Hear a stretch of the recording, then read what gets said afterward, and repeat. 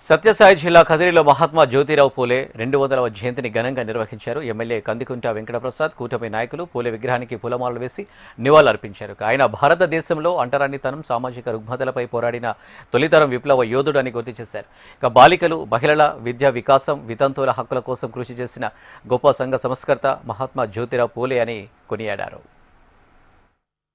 వెనుకబడిన వర్గాల వారికి, ప్రత్యేకించి మహిళలకు విద్యతోనే సమానత్వాన్ని సాధించగలం, విద్య అనే ఆయుధంతోనే ముందుకు పోగలమని ఒక దార్శనికతని చూపించినటువంటి మహానుభావులు ఎవరైనా చరిత్రలో ఉన్నారంటే ఇప్పటికీ ఎప్పటికీ ఆయన మహాత్మా జ్యోతిరావు పూలే, ఆయన సతీమణి సావిత్రిబాయి పూలే.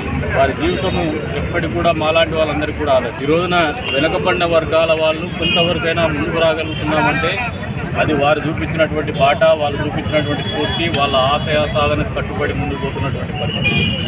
ఇప్పటికి కూడా అంతరాలు అంతరించిపోలా, అయినప్పటికీ కూడా పోరాటం అనేది నిరంతర కార్యక్రమం. పోరాడితేనే ఆ దిశగా మనం అడుగులేయగలుగుతాం, సమానత్వం దిశగా అడుగులేయగలుగుతాం, మా హక్కులు మేము కాపాడుకోగలుగుతామని చెప్పేసి ఆయన చూపించినటువంటి దారి అనేది మాకందరికీ కూడా ఇప్పటికి కూడా ఆదర్శం అని చెప్పేసి